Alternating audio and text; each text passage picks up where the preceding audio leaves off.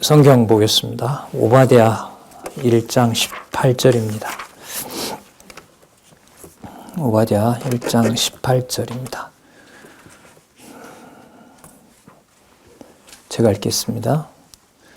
야곱 족속은 자기 기업을 누릴 것이며 야곱 족속은 불이 될 것이요 요셉 족속은 불꽃이 될 것이며 에서 족속은 초계가 될 것이라.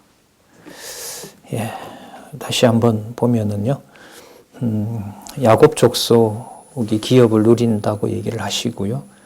그 다음에 야곱 족속은 불이 된다고 얘기를 합니다. 야곱은 그 이스라엘이니까요. 12지파를 중심으로 이루어진 모든 나라라고 할 수가 있겠죠. 그리고 그 야곱의 형이 혈육으로 말하면 쌍둥이잖아요.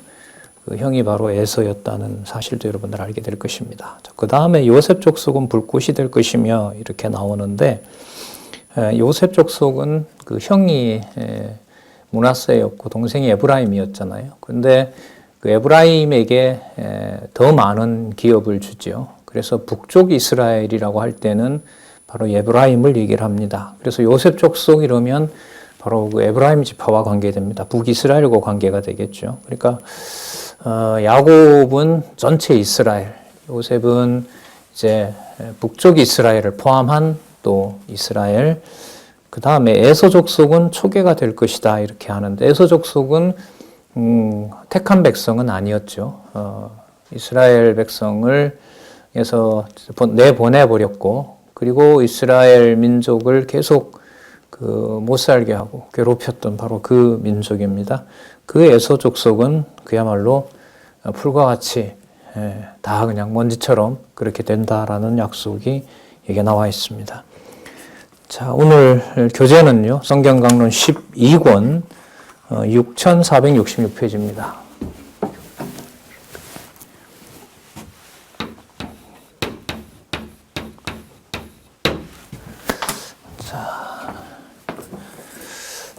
거기 보시면은요, 오바댜부터 미가까지 열방과 선민의 결국 예언 이렇게 나오는데요.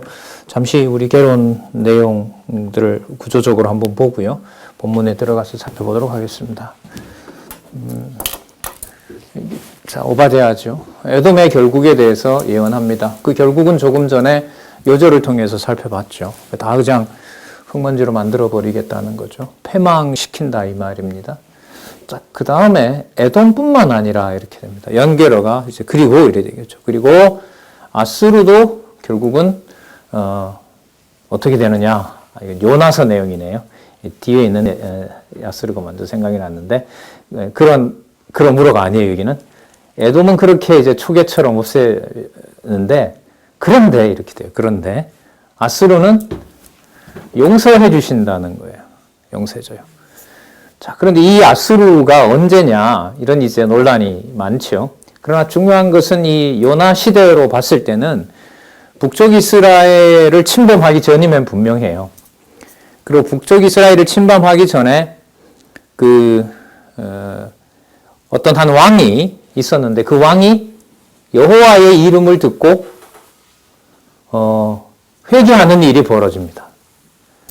이 아수르 제국의 역사에도 보면 이 기록이 나온다고 그래요. 제 눈으로 확인을 못했는데 그 기록을 제가 간접적으로 읽은 적이 있는데, 어떤 그 왕조가, 그 왕의 이름은 제가 다 생각이 안 나는데, 그 왕이 이방의 신을, 다른 나라의 신을 추앙했고, 그리고 그 백성들에게도 그 신에 대해서 믿으라고 했다라는 그런 기록이 있다고 합니다. 뭐 그게 있기 때문에 이게 사실이 되는 건 아닌데, 성경이 그러니까 맞는 거죠. 아수르는 회개토록 하고 용서해 주신다고 얘기를 합니다. 자, 보세요. 그러므로 이렇게 됩니다. 그러므로 선민의 결국에 대한 예언이 나타납니다. 물론 여러분, 이 선민은요, 아까 읽었던 우리가 살폈던 야곱 족속 혹은 이스라엘 나라, 그다음 요셉 족속, 그 남유다와 북쪽 이스라엘 전체를 의미하기도 하고요. 잘 보세요. 아수르가 여호와를 부르는 나라로 바꿔놓은 사실을 통해서 이 선민 속에 누가 들어와요? 아수르가 들어와요. 이게 연결이 돼야 되는 거예요. 연결이 돼야 돼요. 요나서에서 우리가 살펴보겠지만 이것은 이스라엘과 이제 남유다가 특히 이 일을 좋아할 리가 없어요. 어느 민족이 선민이 된다? 아수르가 선민이 된다는 것은 원하지를 않아요. 그런데 자기네들 뜻대로 되는 게 아니거든요. 하나님의 언약과 성취는 또 그 내용인 자손 땅 통치 언약은 우리 뜻대로 되는 게 아니에요. 우리 뜻을 오히려 개입시키지 말아야 이해가 되는 게 훨씬 많고요. 도덕적인 감정을 가지고 접근해서는 도저히 알 수가 없는 거예요. 그래서 이 성경을 가지고 내가 좋은 대로 이걸 좀 사악한 도구로 쓰게 되면 그 자체로 엄청난 심판에 처하게 되는 일이 벌어집니다. 자, 그 선민은 일단은 뭐 하냐면 멸망해요. 다 멸망합니다. 그러니까 남유다나 북쪽 이스라엘도 멸망할 뿐만 아니라 열방들도 다 멸망하게 된다는 겁니다. 그런데 여기 보세요. 뭐가 나오죠? 회복이 나오는 거예요. 그럼 이 회복이 아수르의 회개뿐만 아니라 이 앞에 있었던 호세아, 요엘 이렇게 나왔었잖아요. 호세아, 요엘, 그 다음에 아모스 이렇게 나왔잖아요. 거기에 이미 뭐가 나왔냐면 호세아에 보면 이미 인류 전체가 심판에 처해 있다고 얘기를 했었죠. 그리고 특히 이제 북쪽 이스라엘이 망할 상황이 아닌데 그게 망한다고 얘기를 했고요. 그러니까 호세아에서부터 시작했던 내용이 미가서에 오면 선민뿐만이 아니라 이방도 멸망시키는데 그 이방에도 누가 남아있느냐? 택한 백성이 남아있고 그 다음에 남쪽 유다가 다 돌아오는 것도 아니고 북쪽 이스라엘이 다 돌아오는 것도 아니에요. 그럼 여기서 말하는 선민의 패망과 회복 얘기는 자, 두 가지인데요. 아담에게 약속했던 약속으로 보면 남쪽 유다, 북쪽 이스라엘 그리고 열방까지 다 들어오게 되는 거예요. 그런 약속이 이제 하나 있고요. 두 번째는 그렇다고 해서 모든 열방과 모든 이스라엘이 전부 구원받는 하나님 백성 된다는 것은 아니에요. 그러면 그 기준은 누가 마련하시느냐? 남겨놓은 자는 바로 내가 안다는 거죠. 그리고 내가 직접 가서 이제는 찾겠다는 겁니다. 그게 여러분 호세아에서부터 미가까지 북왕조 패망 시대에 예언한 내용이에요. 그러니까 북왕조 패망 시대 예언이 이게 호세아나 호세아 그다음에 미가 예레미야, 호세아, 미가, 그 다음에 이사야. 이 선지자들의 시대가 똑같습니다. 거의 겹칩니다. 4명 정도도 어떨 때는 막 겹치는데 그 말은 같은 시대 때 여호와께서 선지자를 세울 때 각각 그 기록하는 말씀의 목적이 다 같아요? 달라요? 다른 거예요.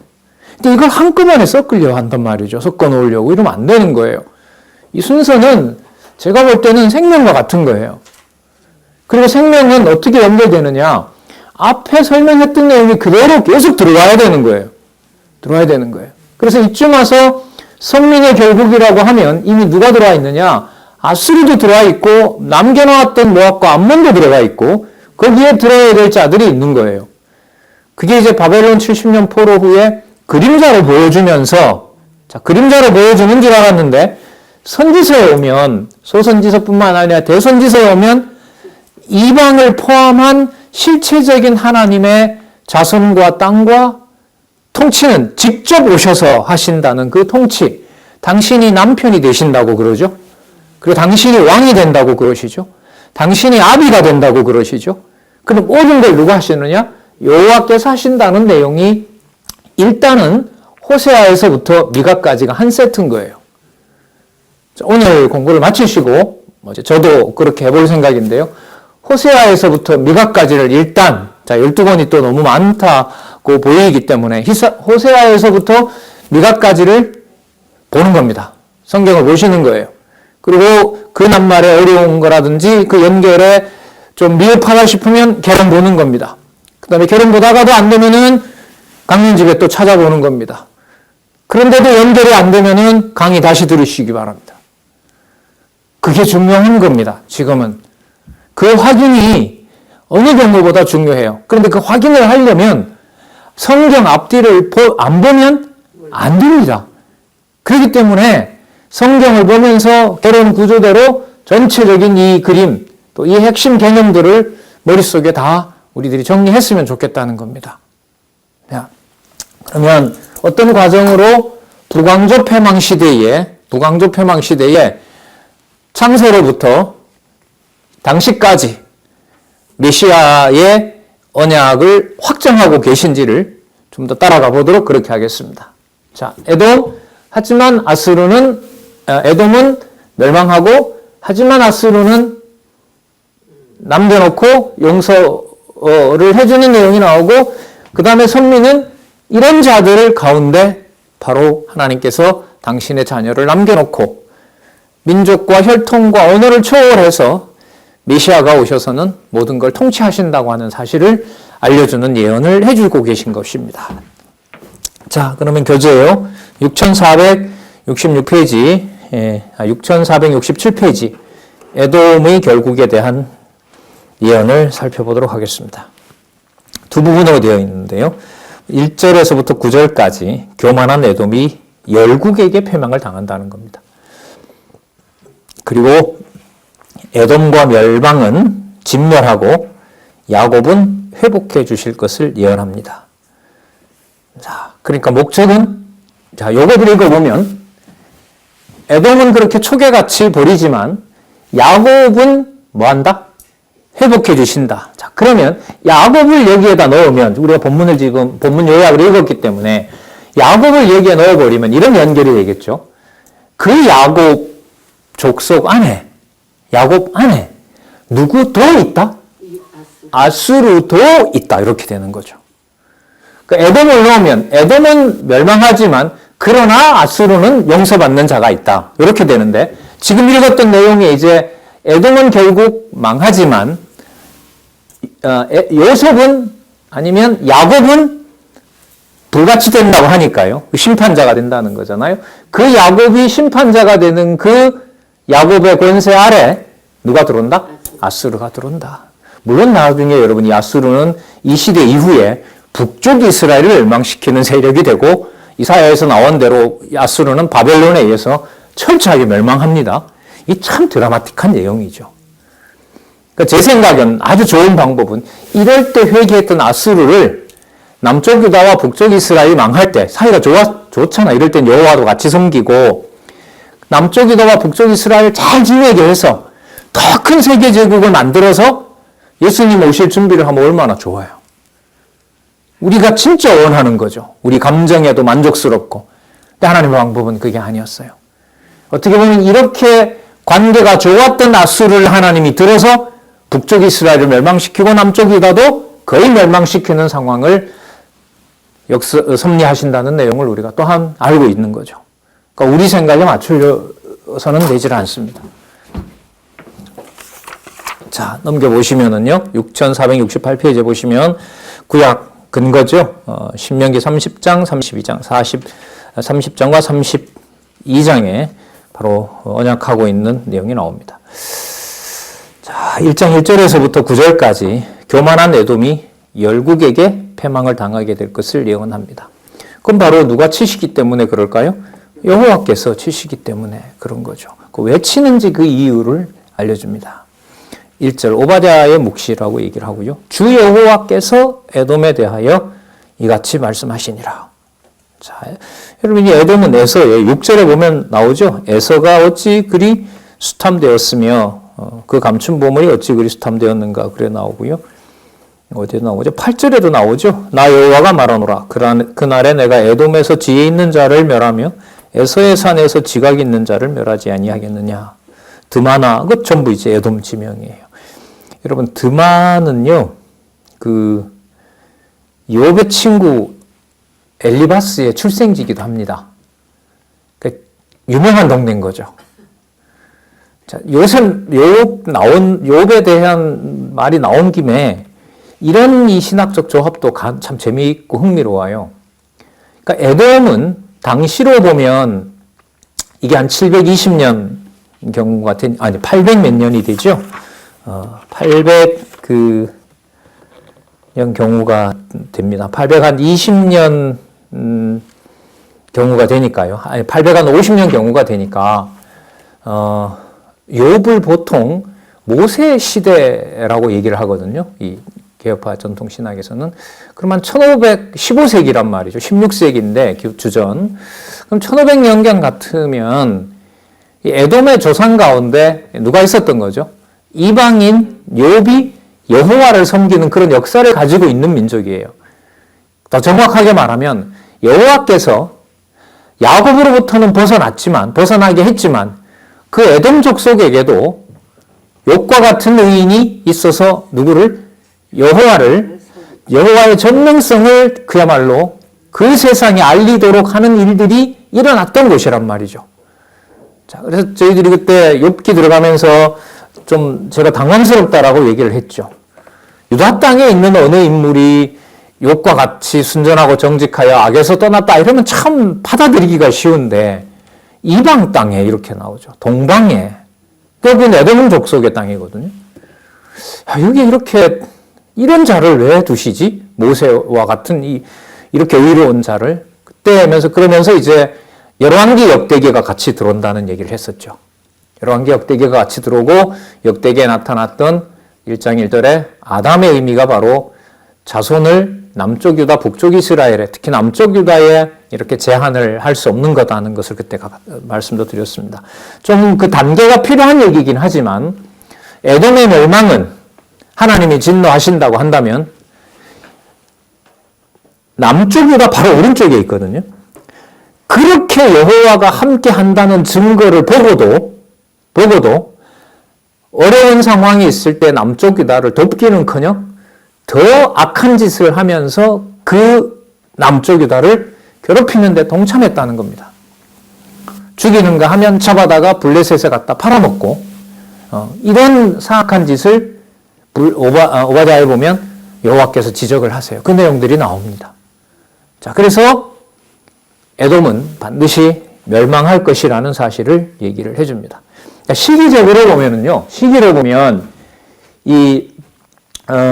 요나하고요, 오바댜하고의 어떤 시기가 거의 비슷합니다.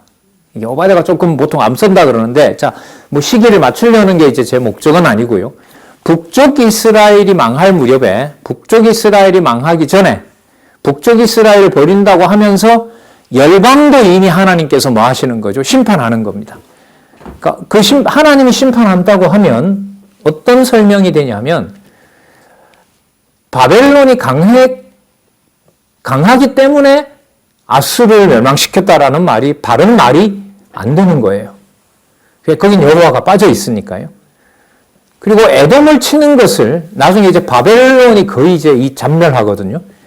바벨론이 거의, 그리고 나중에 그 알렉산더 대왕에 의해서도 에돔이 침략을 당하고요. 그리고 살아남다가 로마 시대 때 그 예수님이 십자가 달릴 때 그 헤롯 왕 가문이잖아요. 그 지역 사람들이거든요. 그 후예들인데 그 악한 짓을 하면서 AD 70년에 헤롯 왕가도 끝나고 남유다 왕국도 끝나고 다 종결이 된단 말이죠. 그리고 예수님이 말씀하시는 하나님 나라 그리고 실체적인 3대 언약이 이루어지면서 복음을 땅끝까지 전하게 되는 그 토대를 놓으신단 말이에요. 자, 그런데 이 선지서의 특징은 뭐냐면 그러한 여호와의 정하신 뜻을 이방 민족에게도 그게 이방 민족 어느 나라가 강해서 다른 나라를 멸망시키는 것이 아니라 그 일을 누가 한다? 내가 한다는 사실을 너무너무 상세하게 이사야에서부터 알려주는 겁니다. 그래서 여기서 어떤 정리가 정리가 안 되면은 이 선지서를 대하기가 어려워요. 자, 한번 보세요. 열왕기 역대기까지 계속해서 괴롭히던 민족이 어느 날 그 속에 누가 있다고 그래요? 남은 자가 있다고 얘기를 하죠. 자, 뿐만 아니라 그 요나서 같은 경우에 보면 본 민족보다가 더 철저한 회개도 일어나고요. 이 모든 설명을 하기가 어려운 거예요. 이게 우리가 앞에서 살펴본 열왕기나 역대기 그 에스라, 느헤미야, 에스더까지 연결되는 여호와 하나님의 자손 땅 통치 언약의 큰 틀을 가지고 있어야 시가서를 지나서 선지서를 이해하는 데 도움이 되는 겁니다. 그리고 늘 말씀드리지만 선지서의 패망과 회복의 그 간격은 멀다 아니면 매우 가깝다. 매우 가깝다고 말씀을 드렸죠. 매우 가깝다는 것은 우리가 볼 때 망하는 것이 전부 나쁜 것도 아니고 흥하는 것이 잘 되는 것만도 아닌 바로 그 내용들이 나타난다고 얘기를 했습니다. 거기에서 핵심은 뭐냐 하면 모른다가 아니라 여호와께서 알게 하셔야 가능하다. 여호와께서 깨닫게 해주셔야 가능하다. 그런데 기록한 말씀으로 보면 이방인들도 여호와께서 통치하는 바로 주관자가 되시겠다. 그 말씀을 해주고 있다는 겁니다. 자, 서론이 좀 길었습니다. 자, 좀 들어가서 살펴보도록 하겠습니다. 에돔에 임한 바로 그 예언인데요. 1절이 좀 길죠. 오바댜의 묵시라 주 여호와께서 에돔에 대하여 이같이 말씀하시니라. 우리가 여호와께로 말미암아 소식을 들었나니 곧 사자가 열국 중에 보내심을 받고 이르기를 자 너희는 일어날지어다. 우리가 일어나서 그로 더불어 싸우자 하는 것이라. 그러니까 에돔을 하나님께서 사자를 보내서 어떻게 해요? 싸우게 만들어 놓는 거죠. 그럼 전쟁이 왜 일어나겠습니까? 에돔이 왜 전쟁을 하게 되고 패망을 하게 된다고요? 하나님이 보낸 사자가 열국 중에 사람들을 모아서 사람들을 보고 일어나서 어디를 치자? 에돔을 치자 해서 에돔이 뭐 하는 거죠? 멸망하는 겁니다. 그럼 에돔이 강할 때는 하나님이 안 계셨고 에돔이 패망할 때만 하나님이 계셨나요? 아니죠. 예. 그럼 에돔이 그렇게 못된 짓을 남유다에게 할 때 하나님은 어디 계셨습니까? 계셨습니까? 안 계셨습니까? 계셨죠. 계셨습니다. 자, 이런 부분들이 특히 역사의 주관자가 여호와이시라는 사실을 이렇게 이해해 가는데 이해하도록 하시는데 많은 생각을 일단 하도록 하는 거죠. 그럼 전체 다 역사가 그래야 되는데 다 그런가? 저 처참한 역사도 그런가? 그 성경에 이미 다 나오잖아요. 다 나온단 말이에요. 예. 아, 이거 정리가 안 된다. 누구 머리로는? 우리 머리로는 정리 안 된다. 여호와 이름 부를 수 있는 것은 은혜다. 깨닫게 해주신다. 말씀을 그래서 보고 싶구나. 그러면서 듣고 싶고 그렇게 하면서 성경의 권위가 스스로 자기에게 깨달아지는 그런 과정들이 일어나는 거죠. 2절 여호와께서 가라사대 내가 여러분들 성경에도 있죠? 내가가 있어요? 없어요? 있죠? 내가 너를 열국 중에 미약하게 하였으므로 이미 끝났어요. 내가 크게 멸시를 받느니라. 바위 틈에 가서 숨어봐라. 내가 끌어내릴 것이고 땅에 있어봐라. 땅에서 끌어내겠다. 너희 중심의 교만이 너를 속였도다. 어떤 교만이냐 하면은요. 이 정도의 높이 있는데 누가 우리를 끌어내며 이렇게 그 동굴에 꼭꼭 숨는데 누가 우리를 찾아내겠느냐. 얼마나 우리가 강한 나라이냐. 그걸 이제 속으로 담고 사는 거죠. 이걸 하나님께서 이제 다 끌어내는 겁니다. 3절 바위 틈에 거하며 높은 곳에 사는 자야 네가 중심에 이르기를 누가 능히 나를 땅에 끌어내겠느냐 하니 너의 중심의 교만이 너를 속였도다. 네가 독수리처럼 높이 오르며 별 사이에 깃들지라도 내가 거기서 너를 끌어내리라. 이렇게 읽어야겠죠. 내가 끌어내리라. 예? 나 여호와가 말하였느니라. 자, 5절부터 하시는 말씀은 뭐냐면요. 도적이나 강도는 약탈을 하러 와서 어느 정도 욕심이 만족하면 털어서 그냥 간다.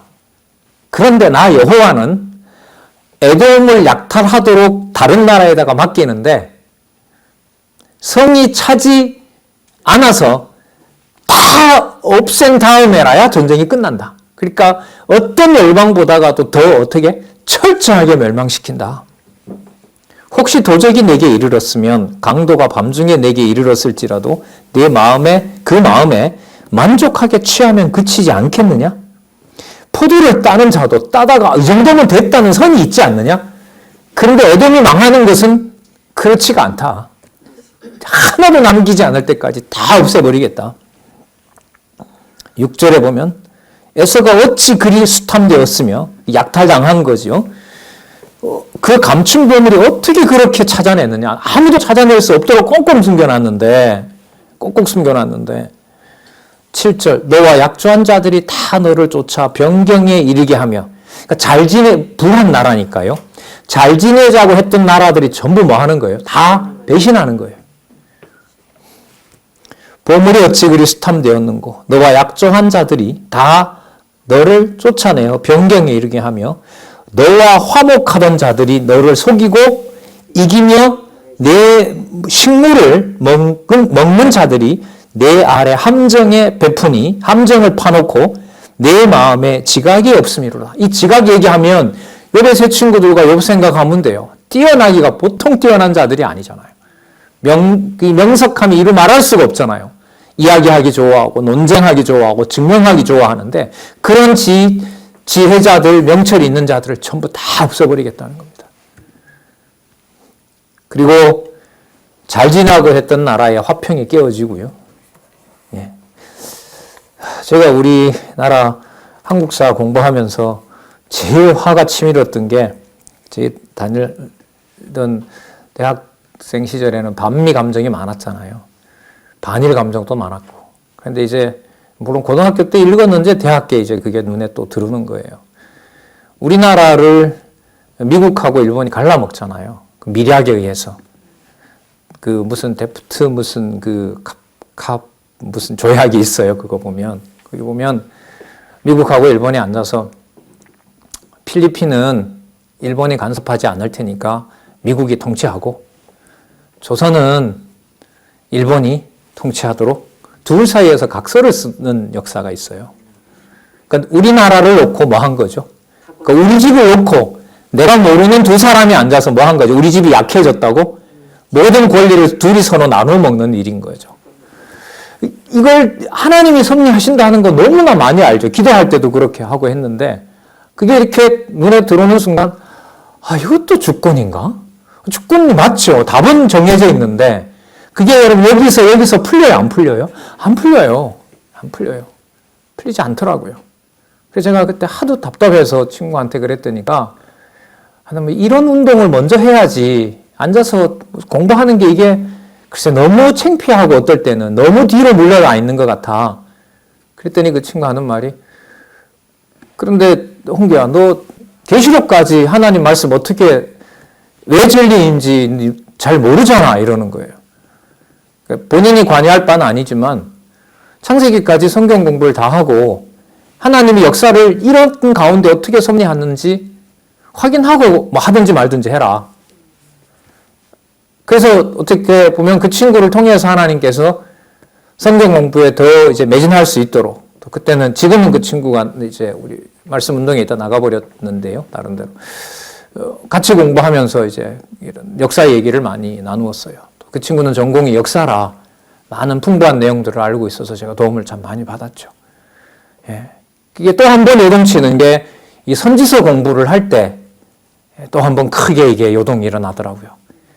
뭐 말씀 듣고 한 10년, 15년 지나서 이제 공부를 하는데 내용도 사실 쉽지 않고 전체가 다 들어와야 한 부분이 다 설명이 되고 예, 들은다 해도 머리와 가슴은 믿음을 주지 않으면 뭐 할 수 없고 절대로 받아들일 수가 없고 그래서 여러분 성경 신학은 강요하는 거 아니에요. 제도를 만들어 놓고 요만큼 하고 뭐 요만큼 하면 뭐 된다 이런 게 맞지가 않아요. 그리고 명령 문화가 아니라는 건 누차에 말씀을 드렸고요. 그러나 정보가 있다고 다 되는 것도 아니지만 기초적인 성경에 대한 내용에 바탕을 두지 않으면은 하나님 여호와를 알아가는 지식 자체가 출발할 수가 없어요. 예. 그 애탐으로 공부하는 거죠. 자, 계속해서 보도록 하겠습니다. 8절입니다. 나 여호와가 말하노라. 그날에 내가 에돔에서 지혜 있는 자를 멸하며 에서의 산에서 지각 있는 자를 멸하지 아니하겠느냐? 그러니까 누구를 쳐요? 지혜자와 지식 있는 자를 뭐 합니까? 멸해버리는 겁니다. 그러면 일상 역사에서도 그 나라는 어떻게 되죠? 망하게 되는 겁니다. 망하게 돼요. 우리나라가 일본에 넘어갈 때 여러분 외국 선교사 기록에 의하면 부정부패가 이루 말할 수가 없는 거예요. 예? 돈만 주면 관리가 되고 양반이 되고 이 나라가 지탱하는 게 이상하다라고 그 선교사가 메모를 해놨죠. 나중에 그 책도 냈고요. 예? 그러니까 일반 역사에서도 다 그렇게 되는 건 아니지만은요. 그 사악한 자가 책사가 돼버리면 그 나라는 엄청난 소용돌이 속에 들어갑니다. 몇 차례 말씀드렸죠. 독일이 히틀러를 메시아라고 부를 때 그 메시아라고 부를 수 있는 신학적 근거를 히틀러 편에 섰던 독일의 기독교 총회가 바로 그 일을 하는 겁니다. 무섭죠? 무서워요. 무섭습니다. 공부가 성경신학에서 성경신학을 통해서 성경을 공부해 나간다는 것이 그렇게 추상적이고 뭐 형이상학적인 이런 개념을 가지고 이렇게 그렇게 유의하는 게 안 되게 되어 있어요. 9절 드마나 에서의 손자지요. 명칭으로 보면 이 에서 손자 그러니까 에서의 적통인 거죠. 드마나 내 용사들이 놀랄 것이라. 이로 인하여 에서의 산의 거민이 살육을 당하여 다 뭐하리라? 멸절되리라. 자, 그 다음에요. 10절부터 21절에는 왜 그렇게 됐는지를 하나님이 상세하게 알려주세요. 여호와께서 그냥 멸망시켰다 이렇게 하는 게 아니고 왜 멸망이 될 수밖에 없고 어떻게 멸망을 내가 준비해 왔는지를 알려주세요. 그러니까 이렇게 되는 거죠. 때린 이유를 알려준다는 것은 우리가 쉽게 이해가 되는데 두 번째는 때리는 과정의 그 이유가 내가 멸망시키고자 했던 과정이라는 걸 설명해줘요. 제 자식이 말을 안 들을 때 부모가 한번 나를 잡죠. 그동안 뭐 했던 거 다 몰아서. 그러니까 잘못했던 거 전부 다 몰아서 매를 들 때는 잘했다고 생각했던 것도 매를 맞는 이유가 돼요. 야, 내가 이렇게 잘해오는데 너가 이럴 수 있어. 이렇게 되는 거 아니에요? 옛날에는 너무 잘했다. 진짜 너 엄마 아빠 원하는 대로 잘한다. 이렇게 했는데 때리는 날에는 그게 뭐가 돼요? 그렇게 해줬는데도 이거밖에 안 되냐고 해서 잘한 내용도 뭐가 돼요? 매를 맞아야 되는 이유가 돼요. 이걸 지금 여호와께서 누구에게 알려주세요? 에돔에게 알려주세요. 여러분 에돔에게 알려준다고 에돔이 다 하나님 백성 되는 거 아닙니다. 그렇게 되는 게 아니에요. 헤롯 가문 마지막에 다 끝나기 전에 보면 예수님한테 이 헤롯이 얼마나 뭔가를 얻어내려고 합니까? 사도 바울도 붙잡아 놓고 사도 바울에게 말씀도 듣는 것처럼 하면서도 돈 받으려고 자기가 뭔가를 받으려고 그렇게 아주 사악한 자죠. 그러니까 그 혈통이 이어지는 거예요. 블레셋에다가 팔아먹고 유다민족의 그 몸값을 받는 것처럼 예수님 당시에도 보면 이 가문이 하는 짓이 사도 바울과 예수님에 대해서 뭔가 이득을 취하는 도구로 삼으려고. 여러분 이게 세속주의의 전형인 거죠. 그리스도와 하나님의 교회를 사리사욕의 도구로 쓰는 거. 안 넘어갈 재간이 없죠. 여기서는. 인간적으로 그렇다는 겁니다. 하나님이 지켜주셔야 되겠죠. 자, 10절 볼게요. 21절까지 에돔과 열방은 진멸하고 야곱은 회복해 줄 것을 예언합니다. 내가 내 형제 야곱에게 행한 포악을 인하여 수욕을 입고 영원히 멸절되리라. 왜냐하면 내가 멀리 섰던 날 이방인이 그 재물을 늑탈하며 외국인이 예루살렘을 쳐들어와서 예루살렘을 누가 먼저 어떻게 나눠 먹을까라고 제비 뽑을 때 나중에 예수님의 옷이 이렇게 제비 뽑히잖아요. 관련이 있겠죠. 너무 그렇게 상징적 해석을 하면 안 되겠지만 어쨌든 제비 뽑는 일들이 일어나게 되지만 자, 그 재앙에 너희들이 도와준 적이 없다는 거죠. 12절 내가 형제의 날 곧 그 재앙의 날에 방관할 것이 아니며 그 고난의 날에 내가 입을 크게 벌릴 것이 아니니라. 입을 크게 벌린다는 말 잘 망한다 저것들. 왜 그렇죠?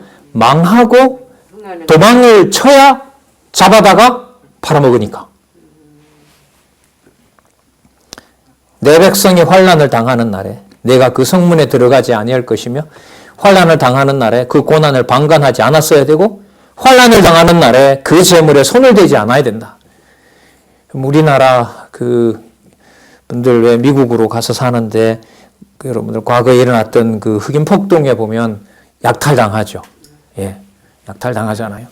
그러니까 반드시 따라오는 거죠. 증오 감정이 생겨서 폭력이 일어나고 그 다음에 뭐가 시작되죠? 약탈이 시작되는 거죠. 예. 자, 그때 뭐 하는 거? 진짜 여러분 더 나쁜 사람들인 거죠. 그죠? 속으로 뭐 하기를 기다렸다가 망하기를. 예, 망하고 아주 힘이 없기를 기다렸다가 뭘 해요? 약탈만 하는 거죠. 자기 좋은 것만 가져나가는 거예요. 하나님이 살아 계실까요? 안 살아 계실까요? 이럴 때는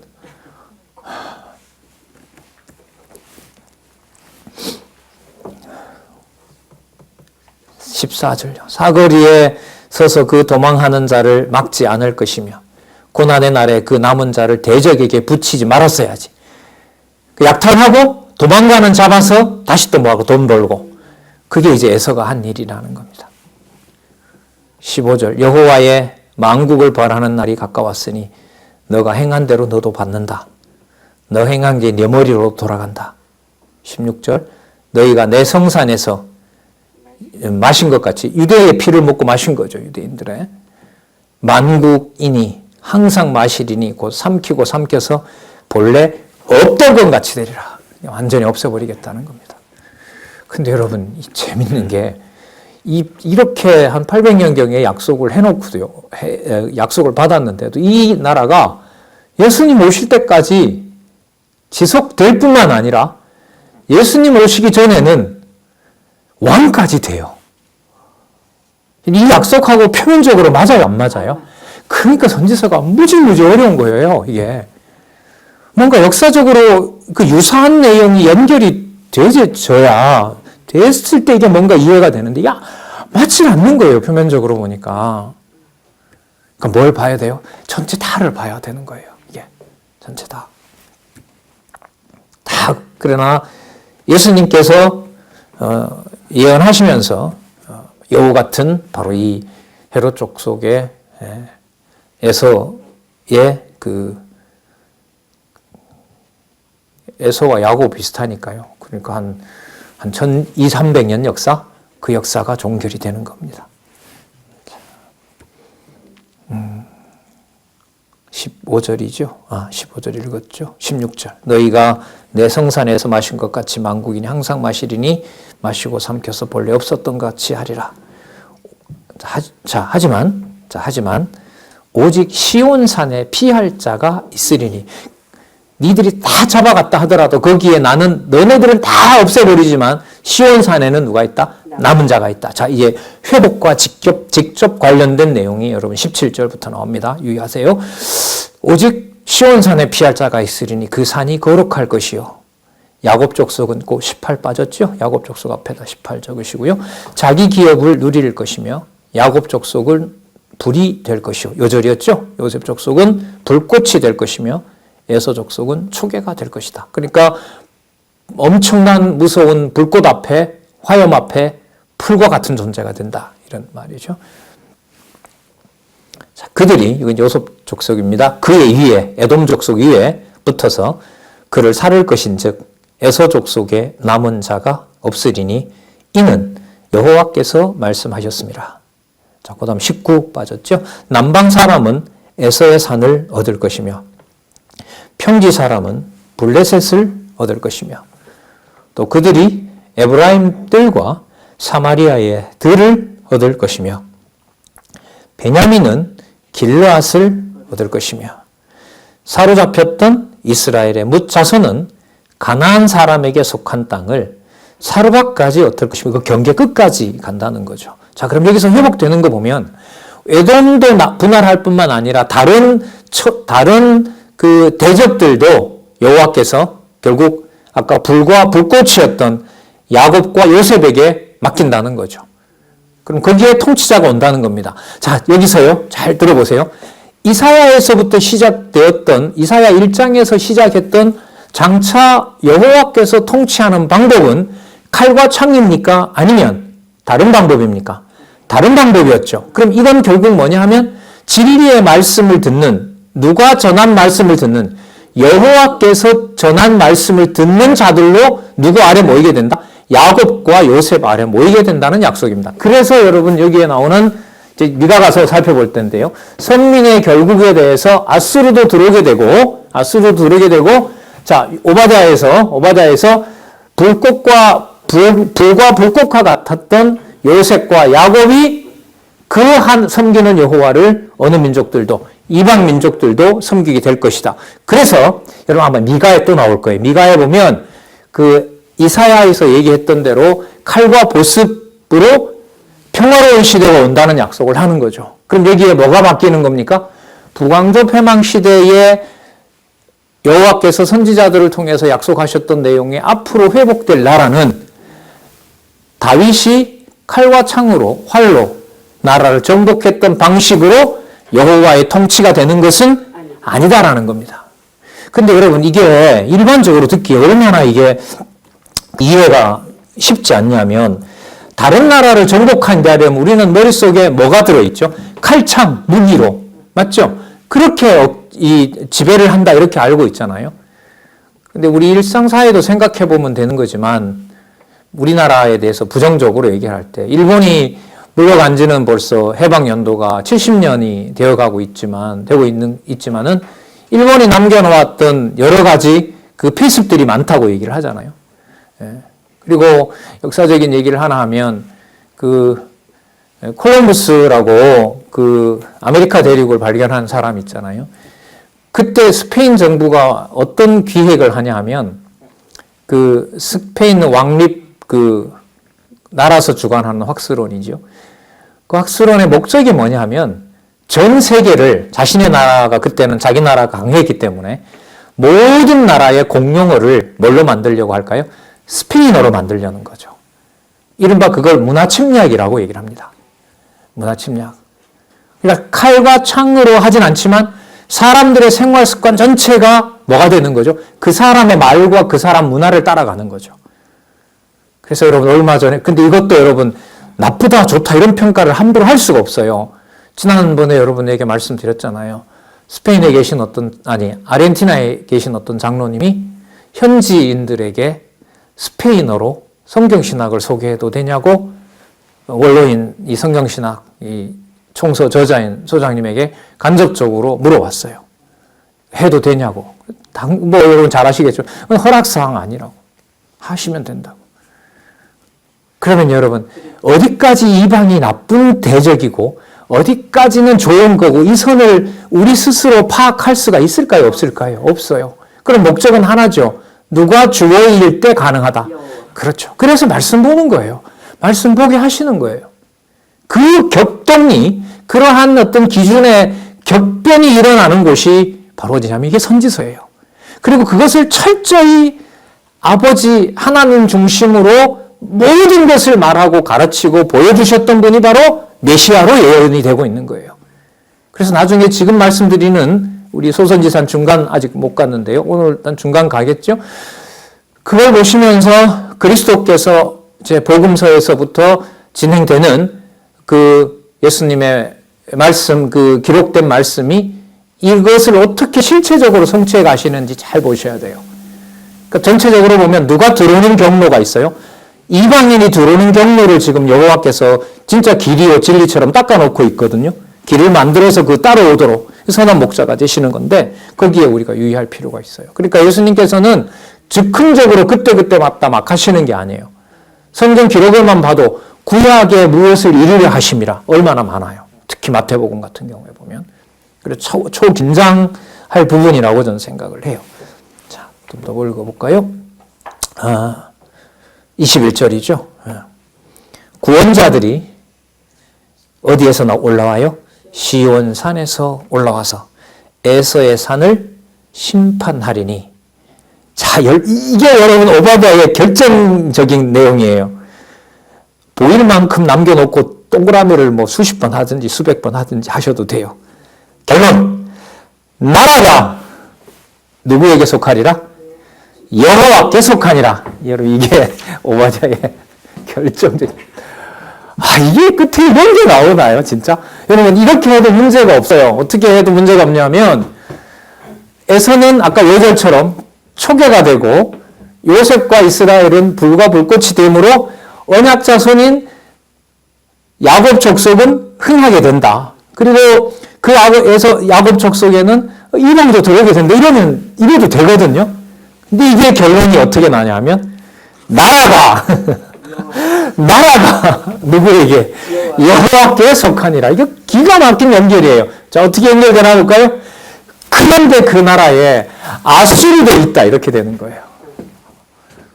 그러면 에서나 에돔이나 아수르나 전부 이방 민족이잖아요. 이방 민족은 우리가 다 상식적으로 보면 망해야 될 족속 이상이야도 아니잖아요. 근데 여기 보면 여호와께서는 그 가운데서 심판하셔서 버릴 자가 있고 준비하는 자가 있고. 여러분 오바댜 이렇게 끝나는지 모르셨죠? 저도 놀랐거든요. 오바댜 여러분 머릿속에 알고 있었죠. 에돔 치는 거. 근데 그게 핵심이 아니잖아요. 보세요. 그러면 앞으로 올 나라는 모든 경우가 누구한테 속하게 돼요? 여호와께 속하게 되고요. 그 여호와께 속하게 되는 방식은 유대인이 생각해도 상식적으로 이해가 안 돼요. 그게 바로 대표적인 인물이 그 다음 나오는 요나서를 기록하도록 했고 실제 몸으로 부딪혔던 바로 요나예요. 이 고약한 승부가 아주 고약해요. 인간적으로 이 나온 내용으로 보면 절대로 아수르가 구원받는 꼴을 못 봐요. 근데 그건 누구 기준이에요? 자기네 기준인 거죠. 근데 나라가 여호와께 속한 증거가 바로 다음에 아수르를 회개시키는 가축까지 회개시키는 일들이 그 다음에 나옵니다. 글쎄요, 제 혼자만 기가 막히게 연결되는지 여러분들도 기가 막힌 연결을 공감을 하시는지 참 확인할 방법이 없어서 그런데 너무너무 희한합니다, 진짜.